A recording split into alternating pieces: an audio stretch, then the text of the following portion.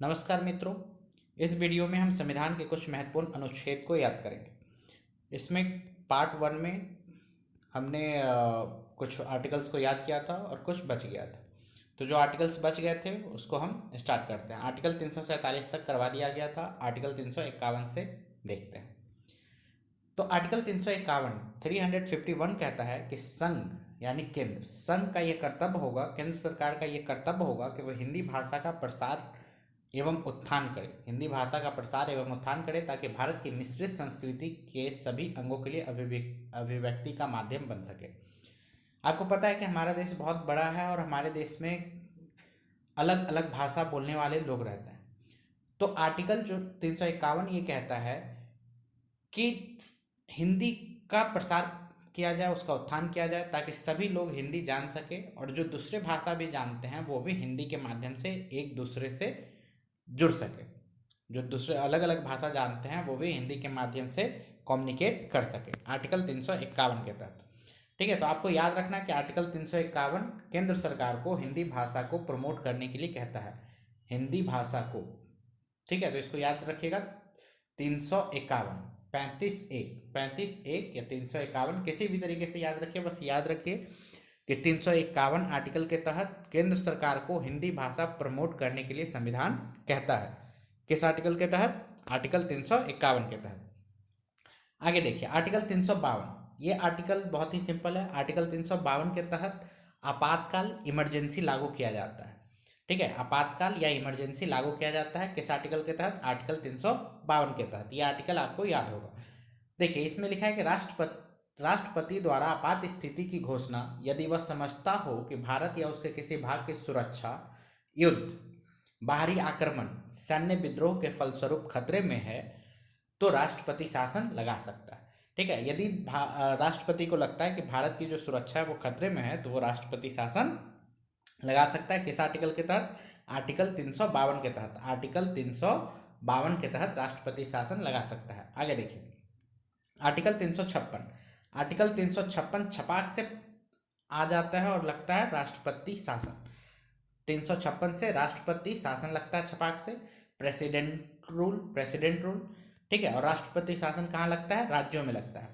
तो यदि किसी राज्य के राज्यपाल द्वारा राष्ट्रपति को यह रिपोर्ट दी जाए कि उस राज्य में संवैधानिक तंत्र असफल हो गया है तो वहाँ राष्ट्रपति शासन लागू किया जा सकता है। किसी राज्य का राज्यपाल जो है यदि वो राष्ट्रपति को ये रिपोर्ट दे कि वो जिस राज्य में है उस राज्य में संविधान के अनुसार काम नहीं हो रहा है तो वहाँ पे राष्ट्रपति शासन लगाया जा सकता है। किस आर्टिकल के तहत? आर्टिकल 356 के तहत।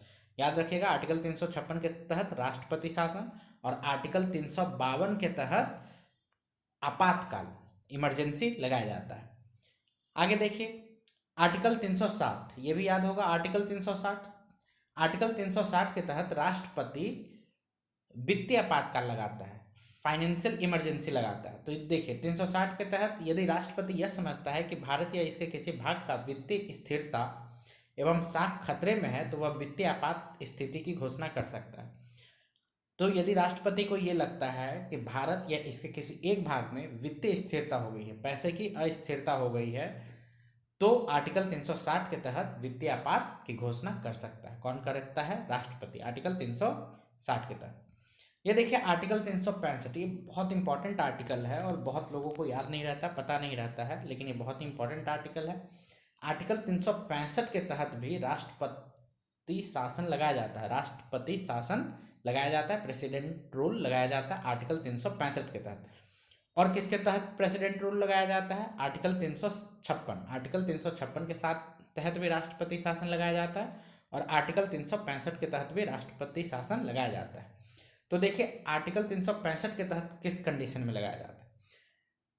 यदि कोई राज्य केंद्र द्वारा भेजे गए किसी कार्यकारी निर्देश का पालन करने में असफल रहता है तो राष्ट्रपति द्वारा यह समझा जाना विधि सम्मत होगा कि उस राज्य में संविधान तंत्र के अनुरूप प्रशासन चलाने की स्थिति नहीं है और वहां राष्ट्रपति शासन लागू किया जा सकता है।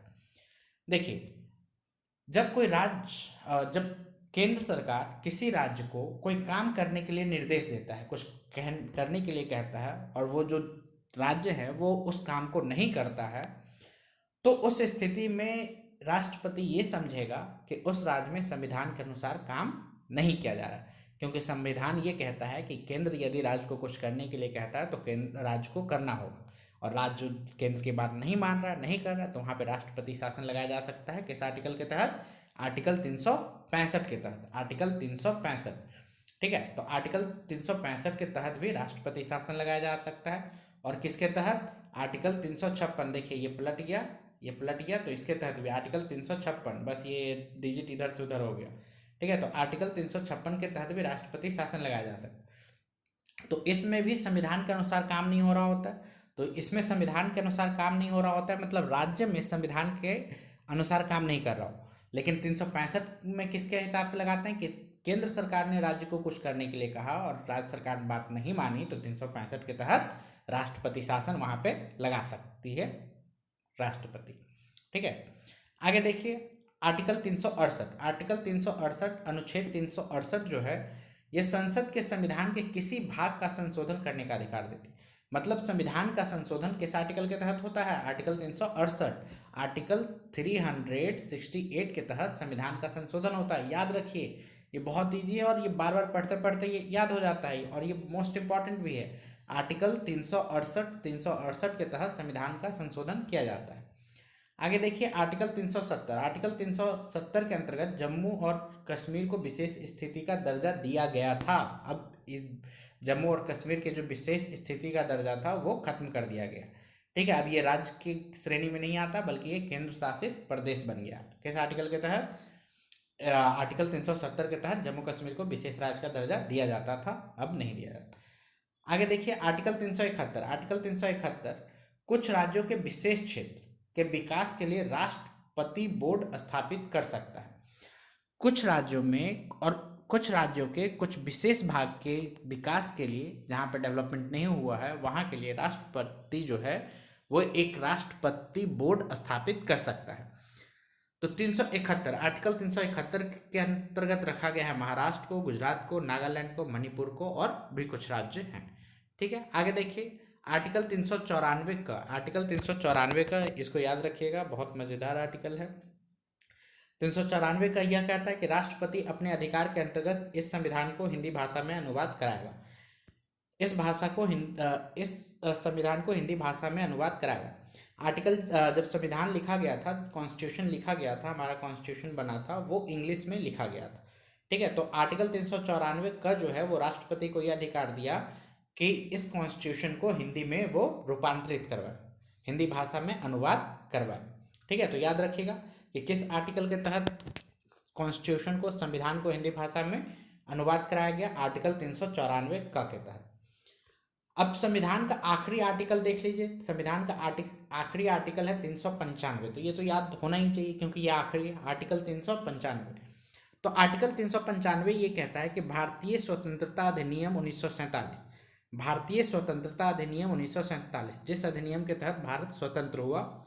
आगे देखिए भारत सरकार अधिनियम 1953, भारत सरकार के अधिनियम 1953 तथा इनके अन्य पूरक अधिनियमों को, जिसमें प्रिवी काउंसिल क्षेत्राधिकार अधिनियम शामिल नहीं है, यहाँ रद्द किया जाता है, ठीक है। जिसमें प्रिवी काउंसिल क्षेत्राधिकार अधिनियम, प्रिवी काउंसिल क्षेत्राधिकार अधिनियम शामिल नहीं है।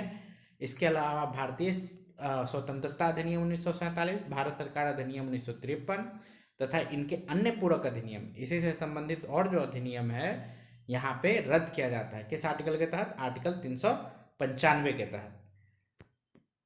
तो थैंक यू, इसमें आर्टिकल यहीं तक था। धन्यवाद।